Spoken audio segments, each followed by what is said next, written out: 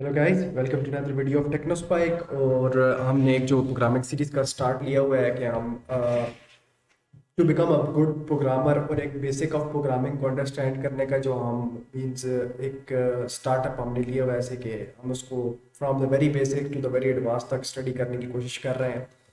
So first of all हमने देखा था कि हिस्ट्री ऑफ प्रोग्रामिंग क्या होती है। देन हिस्ट्री हमने सारी देखी उसकी। सेकंड नंबर पे जब हम सेकंड पोर्शन पे गए तो हमने देखा कि एक प्रोग्रामिंग लैंग्वेज को सीखने के लिए क्या क्या चीज़ें रिक्वायर्ड होती हैं, क्या क्या चीज़ें नेसेसरी होती हैं, किस तरीके से हमें प्रोग्रामिंग लैंग्वेज को सीख सकते हैं। तो हमने फॉर द वेरी बेसिक सीखने के लिए हमने सी प्लस प्लस चूज़ की।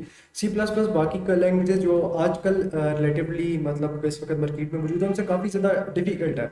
लेकिन जब आप स्टार्ट में डिफिकल्ट चीज़ के ऊपर हैंड डालते हैं, मीन्स उसको सीख लेते हैं, तो बाद में जो नई आने वाली टेक्नोलॉजीज है वो आपके लिए बहुत बहुत ज़्यादा आसान हो जाती है। सो अगर आप किसी को भी सी प्लस प्लस यहाँ पे मुश्किल लगे तो यार घबराना बिल्कुल नहीं है, आप डेफिनेटली इस चीज़ को सीख जाओगे। सी प्लस प्लस जब आपने फर्स्ट टाइम देखी थी, मैंने देखी थी, तो मैं खुद भी डर गया था कि ये क्या है क्या नहीं है, लेकिन with the passage of time चीज़ें समझ आने लग जाती हैं। मेन चीज़ होती है कि आप फोकस्ड रहो और इस चीज़ को छोड़ो नहीं। एक दफ़ा आप इसको स्टार्ट कर लो कोर्स को, या आप किसी भी कोर्स को यूट्यूब पे स्टार्ट करो किसी भी लैंग्वेज को सीखने के लिए, तो आप कोशिश किया करो कि एटलीस्ट 1 मंथ 1.5 मंथ डेली उसको देखा करो।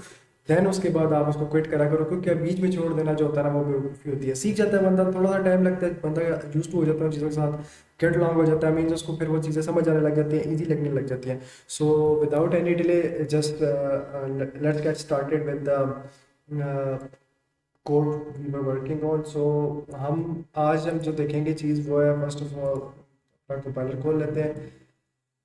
तो हमने लास्ट में देखा था कि आप किस तरीके से वेरिएबल्स को डिफाइन कर लेते हो और वेरिएबल्स क्या चीज़ होते हैं क्या नहीं होते। अब आपको अगर इस कोड को देखें, जब पहले दिन आपने देखा था और अब इस कोड को देखें, तो आपको पता होगा कि आपको इसमें इस कोड में से कितनी बातों का पता है। फर्स्ट ऑफ ऑल आपको पता है ये किस लिए यूज़ होता है।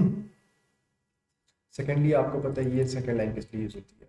सेकेंड लाइन में कर दो। कोड जो होता है हमेशा कंपाइलर जो होता है वो लाइन बाय लाइन रन होता है, इसलिए साथ में नंबरिंग दी हुई होती है कि अगर इस लाइन में से कहीं पे भी एरर आएगा तो ये कंपाइलर मुझे लाइन इंडिकेट करेगा और मुझे एरर फाइंड करने में आसानी होगी। एग्जांपल के तौर पे मैं यहाँ पे 1 डाल के देखता हूँ। अब ये एक सिंटैक्स एरर है, मैं इसको रन करूँगा तो ये मुझे बता देगा लाइन नंबर 2 में भाई एरर है, तो वापस जा और लाइन नंबर 2 को सुधार भाई। तो मैं इसको यहाँ पे क्लिक करते हैं तो उसको सुधार लेते हैं। ओके हो गया। अब इसको रन करते हैं तो ये रन हो जाएगा। तो अभी हम एक प्रोग्राम बनाते हैं जो कि हमें एडिशन, मतलब पहले तो हम सिर्फ एक इनपुट ले रहे थे ना, तो अभी हम थोड़ी ज़्यादा इनपुट्स लेने की कोशिश करेंगे। ठीक है। सबसे पहले मैं डिफाइन करवा इंटीजर को डिफाइन करने का एक और तरीका भी देख लेते हैं हम। यहाँ पे इंटीजर मैं डिफाइन कर देता हूँ एक्स, ये इंट वाई, इंट जेड। मैंने 3 इंटीजर डिफाइन कराया, आपको चीज़ की समझ आ गई। तीन तीन मेमोरी में 3 लोकेशंस बन गई। मेमोरी में 3 लोकेशंस बन गई, int x y z, different different जगह पे। एक एक पेज मेरी डायरी का, आप मेमोरी को डायरी से रिजेम्बलेंस दें कि आपके पास एक डायरी है, खाली पेज है। एक डायरी के पेज के टॉप पे उसका नाम है एक्स, एक पेज का नाम है वाई, एक का नाम है जेड। मैं कुछ भी इनका नाम रख सकता था अपनी मर्जी से। यहाँ पे मैं कुछ भी रख सकता हूँ, इवन मैं यहाँ पे कुछ भी लिख सकता हूँ। ठीक है। नाम रखना है ना उस पेज का अपनी मर्जी से, जो डिफाइन, तो मैं कुछ भी रख सकता हूँ। मैंने एक्स वाई जेड रखा है। तो अब मैं इनको नीचे वैल्यू साइन कर देता हूँ। यहाँ पे मैं कर देता हूँ एक्स, बल्कि अभी वैल्यू साइन नहीं करता, यूजर से इनपुट लेते हैं। ठीक है। यूजर से इनपुट लेने का तरीका आपको मैं पिछली वीडियो में बता चुका हूँ। अगर किसी को यहाँ से आगे समझ नहीं आ रही तो काइंडली वो इस वीडियो को एक दफ़ा देख ले, तो he will get to know what we are doing है। सो एक तरीका तो ये है वेरिएबल्स को डिफाइन करने का अलग अलग लाइन में। देन एक ईजी वे भी है, क्योंकि हम जो प्रोग्रामिंग सीख रहे हैं ना, आर्ट ऑफ प्रोग्रामिंग, वो ये नहीं है कि आपको कोडिंग करनी आती हो। बेसिक चीज़ है आपका कोड कितना क्वालिटी कोड है, वो कितना प्रिटी है, वो कितना ईजी टू अंडरस्टैंड है। तो अब यहाँ पे मैं लिखता हूँ इंट एक्स कामा वाई कामा जी।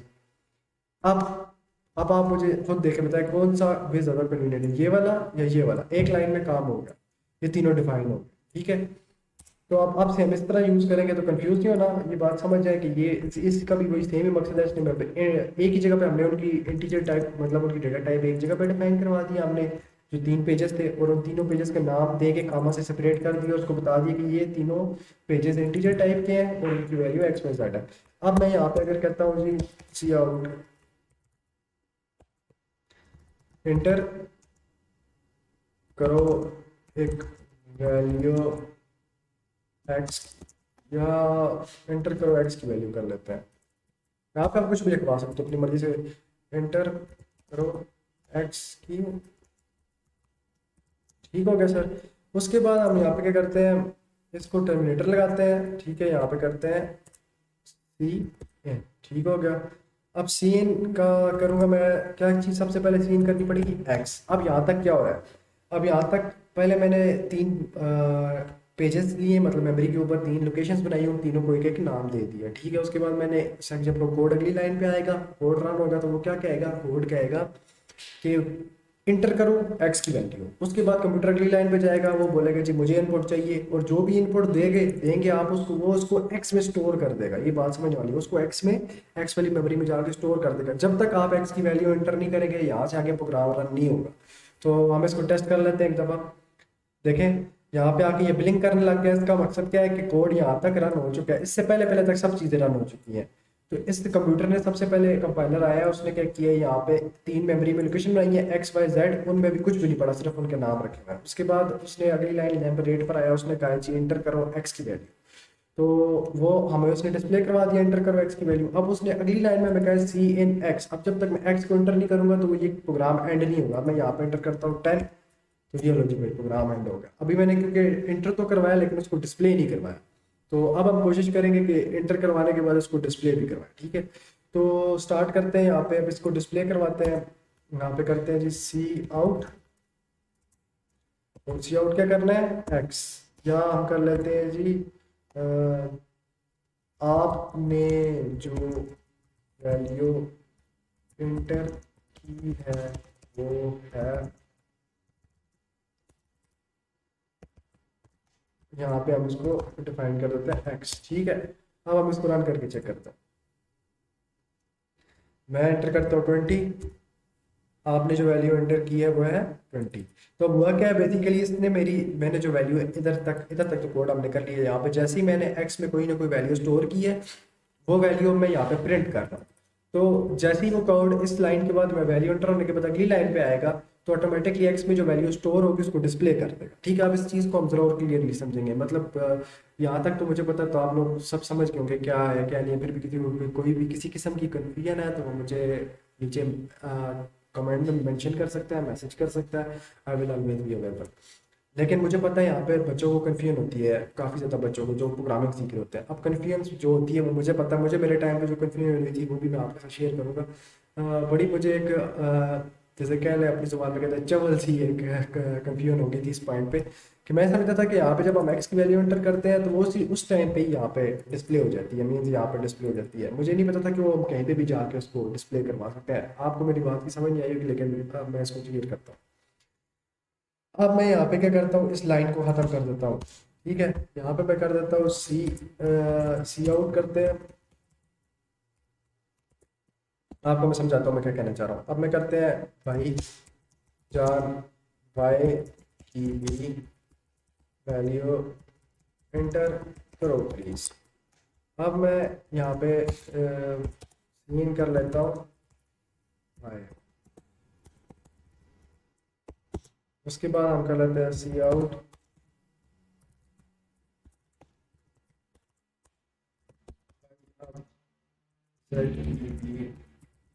वैल्यू इंटर, ठीक हो गया सर।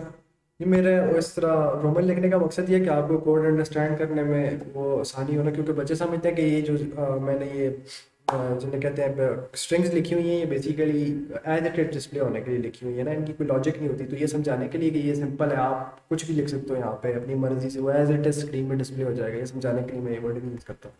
सो अब मैं कर लेता हूँ सी एन, और सी एन हम क्या करेंगे जेड को। अब देखिए, अब आप फिर दोबारा से मैं समझा रहा हूँ कि ये आगे चीज़ें बहुत काम आएंगी। जब भी प्रोग्राम आप लिखो उसको लाइन बाय लाइन समझो कि ये कर क्या रहा है प्रोग्राम। जब तक आप ये नहीं समझोगे लाइन बाय लाइन कि प्रोग्राम क्या कर रहा है, आप एक अच्छे प्रोग्रामर बन ही नहीं सकते हो। तो जब भी आप प्रोग्राम को देखो, आपको पता हो क्या हो रहा है। सबसे पहले क्या हो रहा है, ये लाइब्रेरीज डिफाइन हुई हुई है, ठीक है। हेडर फाइल्स हैं, ये इनपुट आउटपुट को डिफाइन करने के लिए, बिल्ट इन फंक्शंस को यूज़ करने के लिए यूज होते हैं। उसके बाद हमारे प्रोग्राम की मेन बॉडी आ गई। फंक्शंस को भी आप छोड़ दें, सिर्फ ये समझे कि ये मेन बॉडी है, इसके अंदर प्रोग्राम हमारा मेन रन होगा। तो अब सीन ये है कि आपने इस चीज़ में कंफ्यूज नहीं होना कि ये फंक्शंस क्या है क्या नहीं। हम आगे पढ़ेंगे, डेफिनेटली हम पढ़ेंगे, इस चीज़ को कवर अप करेंगे तो आपको सारी चीज़ें क्लियर हो जाएंगी। फिलहाल आप मेन कंटेंट पे फोकस रखें, हम जो चीज़ें समझना चाह रहे हैं उन पर फोकस रखें। तो सबसे पहले हमने इंटीजर डिफाइन कर दिए तीन, एक्स वाई जेड। इसका मकसद ये है कि हमने मेमोरी में तीन लोकेशन, तीन पेजेस लिए हैं। उन तीन पेजेस के ऊपर एक के ऊपर एक्स लिख दिया नेम, एक के ऊपर वाई लिख दिया, एक के ऊपर हमने रख दिया जेड। अब इस चीज़ का बेनिफिट क्या हुआ है? इस चीज़ का बेनिफिट ये हुआ है कि हमारे पास मेमोरी में तीन लोकेशन है, उन तीनों के नाम डिफाइन हो चुके हैं और उनकी डेटा टाइप हो चुकी है इंटीजर। ओके, तो अगली लाइन पे जब प्रोग्राम जाएगा तो वो मुझे आते साथ ही बोलेगा कि एंटर करो एक्स की वैल्यू, और उसके बाद प्रोग्राम वहीं पे स्टॉप हो जाएगा। सीन जब तक उसको सीन नहीं मिलेगी वो अगली लाइन के ऊपर नहीं जाएगा, अगली लाइन को ऑप कोड में कन्वर्ट नहीं करेगा, तो और उसको उसका रिजल्ट हमें डिस्प्ले नहीं करेगा। ठीक है, तो अब जैसे ही मैं इसको इसको वैल्यू दूंगा कोई भी, तो कंप्यूटर अगली लाइन पे चला जाएगा, वो बोलेगा भाई जान अब वाई की वैल्यू भी एंटर करो।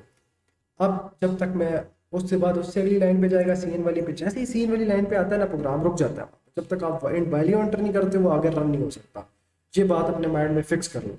उसके बाद जब यहाँ पे हम वाई की वैल्यू एंटर करेंगे तो वो अगली वैल्यू में चला जाएगा, अगर अगली लाइन में जाएगा, अगली लाइन में जाके बोलेगा अब जेड की वैल्यू एंटर करो। जैसे ही आप जेड की वैल्यू एंटर करोगे तो जेड की वैल्यू एंटर करोगे तो बस अब प्रोग्राम खत्म हो जाएगा। यहाँ तक हमने क्या किया है कि बस सिंपल डिस्प्ले करवाया कि भाई वैल्यूज एंटर करो और वैल्यूज ली है। अब ये वैल्यूज मेमोरी में स्टोर्ड है, किस जगह पे? एक्स में भी कोई वैल्यू स्टोर होगी, वाई में भी कोई वैल्यू स्टोर होगी, जेड में भी कोई वैल्यू स्टोर होगी। एक दफा इसको रन करके चेक कर लेते हैं। तो ये मैंने यहाँ पे लिख दिया 10। ये कहता है एंटर वैल्यू, एंटर करो एक्स की वैल्यू। 10 एंटर करके एंटर दबाया तो वैल्यू 10 की जाके एक्स में स्टोर हो गई, चुप करके अपनी जगह पे जाके स्टोर हो गई। यहाँ पे क्योंकि मैंने लिखा हुआ था सी एन एक्स, जो भी इनपुट होगा वो एक्स में जाके स्टोर। सेकंड नंबर पे हमने कहा कि यार अब हमें, अब बोल रहा है वाई की वैल्यू एंटर करो। वाई में मैं यहाँ पे एंटर कर देता हूँ 20। अब वो चुप करके जाके वाई में जाके स्टोर हो जाएगी वैल्यू। तब प्रोग्राम देख, आप देख रहे हो रुक रहे हो, हर एक जगह पे आके प्रोग्राम रुक रहा है, पूरा एक्सिक्यूट नहीं हो रहा जब तक मैं वैल्यू एंटर नहीं कर रहा। आप देखो प्रोग्राम यहाँ पे आके रुका हुआ है, यहाँ पे आके रुका हुआ है। ठीक है, जैसे ही मैं जेड एंटर करूंगा वो वैल्यू जाके जेड में स्टोर करके प्रोग्राम खत्म हो जाएगा। यहाँ पे मैं एंटर कर देता हूँ 30। अब भाई स्टोर्ड है वैल्यू, ठीक है स्टोर हो गई है, लेकिन मुझे तो कहीं पे नजर नहीं आई वैल्यू किधर गई, वो मेमोरी में स्टोर्ड है। अब यहाँ पे मैं उन चीज़ों को आगे पीछे डिस्प्ले करवा सकता हूँ। कैसे? देखो यार, मैं अगर यहाँ पे करता हूँ C out X, C out Y, C out Z. ठीक है, अब मैं इसको रन करता हूँ। ठीक है, अब मैं करता हूँ 10 20 30। ये साथ साथ लिखा हुआ है 10 20 30। इसको नेक्स्ट लाइन में लाने का क्या तरीका है? नेक्स्ट लाइन में लाने का तरीका ये है कि इसके बाद ये दो टर्मिनल डालो और ये डाल के इसके अंदर डाल दो बैक स्लैश एन। ठीक है, इसको कॉपी करते हैं यहाँ से, कंट्रोल भी करते हैं। बैक स्लैश एन का मतलब होता है नेक्स्ट लाइन, इसके बाद नेक्स्ट लाइन। ठीक है, अब इसको रन करके चेक करते हैं। 10 20 30। ये देखो ये तीनों आ गए 10 20 30। ठीक है, ये एंड रिजल्ट यहाँ पर डिस्प्ले होगा। ठीक है, अब हमने क्या करना है? अब मेरे माइंड में जो उस टाइम यूनिवर्सिटी टाइम की कन्वेंशन थी, मैं सोचा था जब हम एंटर करते हैं वो तभी डिस्प्ले हो जाता है। अब हम इन वैल्यू को एक सी तरतीब से अगर डिस्प्ले करेंगे तो ये होगी, वरना नहीं होगी। मेरे माइंड में ये था। लेकिन अगर मैं यहाँ पे कर दूँ वाई, यहाँ पे कर दूँ एक्स, यहाँ पे कर दूँ वाई एक्स, और यहाँ पे जेड ही रहेगा। ठीक है, अब मैं इसको करता हूँ रन। अब मैं यहाँ एक्स की वैल्यू एंटर करता हूँ 10, वाई की एंटर करता हूँ 20, जेड की एंटर करता हूँ 30। अब देखो डिस्प्ले, एक्स की वैल्यू 10 है, वाई की वैल्यू 20, जेड की वैल्यू 30। तो डिस्प्ले कैसे हुआ है? 20 मतलब पहले वाई की वैल्यू डिस्प्ले हुई है, देन हमारे पास एक्स की वैल्यू डिस्प्ले हुई है, देन जेड की वैल्यू। मतलब एक दफ़ा वैल्यू स्टोर हो गई आपकी मेमोरी में, तो आप उसको जहाँ पे कॉल करोगे, कहीं पे भी कॉल करोगे तो वो वहाँ पर आ जाएगा। अगर मैं इन तीनों को कॉपी कर लेता हूँ, ऐसे तीनों को कॉपी कर लेता हूँ और यहाँ पे नीचे बार बार पेस्ट करता जाता हूँ। अब मैं इसको रन करूंगा 10 20।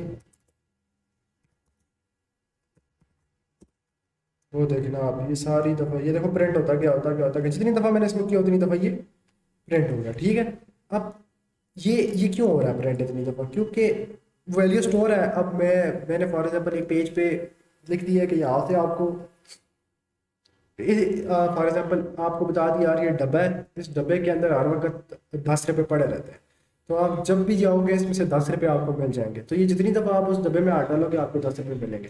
तो यही सीन है कि जब आपने एक दफ़ा उसकी वैल्यू स्टोर कर दी 10, तो आप जब भी उसको पढ़ोगे तो उसके ऊपर 10 ही होगा। या इससे बेहतर एग्जाम्पल आपको ये दे देता हूँ कि आपने क्लास नंबर 10 है, एक रूम है, उसके बाद लिखा हुआ है क्लास नंबर 10।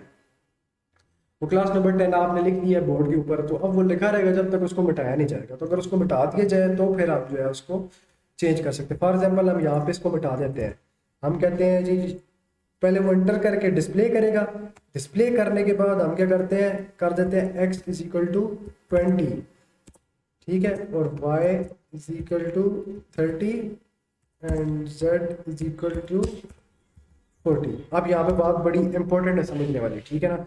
पहले क्या होगा, वो यूजर से इंटर करेगा, यूजर जो वैल्यूज इंटर करेगा वो एज इट इज यहाँ पे डिस्प्ले कर देगा, ठीक है। अब मैंने क्या किया, display computer program line by line run हो रहा है ना, तो यहाँ तक तो वो वही करता है जो वो पहले करता रहा, लेकिन जब यहाँ तक कंप्लीट हो जाएगा, यहाँ तक डिस्प्ले कर देगा, अगली लाइन पे आएगा तो अब उसको x की पुरानी वैल्यू डिलीट हो जाएगी, नई वैल्यू हो जाएगी 20, y की 30, z की 40। अब हम इनको डिस्प्ले करके देखेंगे। सी आउट एक और तरीका भी होता है सारों को डिस्प्ले करने का, वो ये होता है कि आप ये कर सकते हैं कि यहाँ पे कर दो x, यहाँ पे कर दो y, यहाँ पे कर दो z। इस तरह वो एक ही लाइन में आप तीनों को डिस्प्ले कर सकते हो, लेकिन फॉर द टाइम बिंग हम समझ जिस तरह कर रहे थे उसी तरह करेंगे। सी आउट सी आउट z। अब देखते हैं जी अब क्या होता है, बल्कि इस बैक स्लैशन को यार कॉपी करना था वरना ये नेक्स्ट लाइन में नहीं आएगा। चलो यार इसको खुद ही लिखना पड़ेगा, बल्कि वैसे लिख लेते हैं, कोई इतना इशू नहीं है, इसको रन करते हैं। यहाँ पे मैं एंटर करता हूँ 10, 20, 30। अब देखो, अब मैं जैसे ही 30 के बाद इंटर प्रेस करूंगा ना, अभी प्रोग्राम यहाँ आके रुका हुआ है, आखिरी वैल्यू पे आके रुका हुआ है 30, जहाँ पे मैं Z की इंटर करूँ। जैसे ही मैं इंटर प्रेस करूंगा ना, तो ये बार डिस्प्ले होंगे, डिस्प्ले होने के बाद फौरन से विद इन मिली सेकेंड वो सारी वैल्यूज XYZ की जो मैंने एंटर की है वो डिलीट होकर ये नई वैल्यूज आ जाएंगी। ये नई वैल्यूज आके ये नई वैल्यूज डिस्प्ले हो जाएंगी। देखना कैसे, ये 30 है ना, मैंने प्रेस किया इंटर, ये देखो आ गई। पहले हमारे पास क्या है 20, 10, 30, क्योंकि हमने पहले y को डिस्प्ले किया हुआ था। उसके बाद हमारे पास क्या आ गई, हमने क्या x को क्या कर दिया 20, y को 30, z को 40, 20, 30, 40। तो ये हमारे पास सिंपली जो है ना एक ये बताने का ये तरीका था कि ये हमेशा स्टोर्ड रहती हैं वैल्यूज़। तो अब हम इन वैल्यूज़ के साथ कुछ भी कर सकते हैं। For example x minus y, या इसको एक और काम कर लेते हैं, यहाँ पे XYZ इंटर हो जाए। उसके बाद क्यों एक इंट ले लेते हैं, उसका नाम रख लेते हैं सब्ट्रैक्ट। अब इन सब्ट्रैक्ट से मैंने क्या किया है, इन सब्ट्रैक्ट का मतलब है कि मैंने मेमोरी में एक और डब्बा बनाया जिसका नाम सब्ट्रैक्ट रखा है। अब इसके अंदर क्या होगा, इसके अंदर क्या होगा, x minus y minus z, जो भी x y z यूजर ने एंटर किया उन सबको माइनस करो दूसरे में से, x में से y को माइनस करो, y में से z को माइनस करो, जो आंसर है उसको इस सब्ट्रैक्ट में स्टोर करवा दो, और इस सब्ट्रैक्ट को मैं सी आउट करवा दूंगा।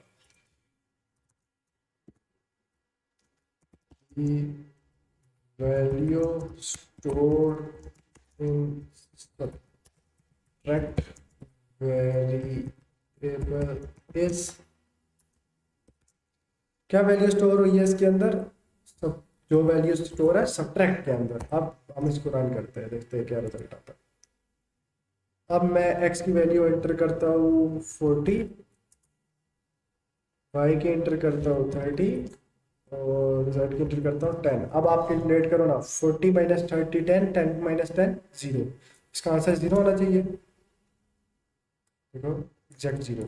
सो इस तरीके से हम वेरिएबल्स के साथ खेल सकते हैं। तो आप कोशिश करें कि इनको जितनी प्रैक्टिस कर सकते हैं करें। मैं स्टार्टिंग में टाइम इसलिए ज़्यादा लगा रहा हूँ ताकि आप, जब मैं मतलब स्टार्टिंग में तेज़ तेज़ भी जा सकता था, हर चीज़ को क्लियरिफाई किए बगैर के बस जाते जाओ आगे निकलते जाओ, कोर्स आगे जाके इंटरेस्टिंग चीज़ें बनानी शुरू कर देता। लेकिन मुझे पता है यहाँ पे आपकी बेसिक जब तक मैं स्ट्रॉन्ग नहीं करूँगा तब तक आपको आगे जाकर नुकसान ही नुकसान है।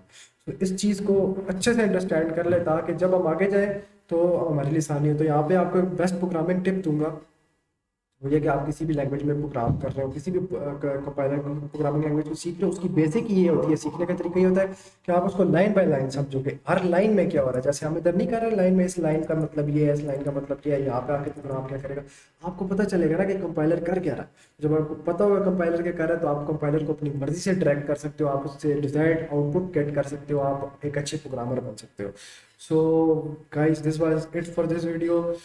Please do subscribe if you like this video, and अगर आपका किसी किस्म का कोई क्वेश्चन है, कोई क्यूरी है, कोई गाइडलाइन चाहता है किसी किस्म की, या कोई कुछ सजेशन देना चाहता है, तो काइंडली मेरे कमेंट सेक्शन में वो मेंशन कर दें। तो आज की जो हमारी वीडियो थी बेसिकली वो थी कि हम मल्टीपल वेरिएबल्स कैसे डिफाइन कर सकते हैं और आउटपुट उनसे कैसे ले सकते हैं, all that stuff. So thank you very much guys, stay tuned, मिलते हैं अगले वीडियो में।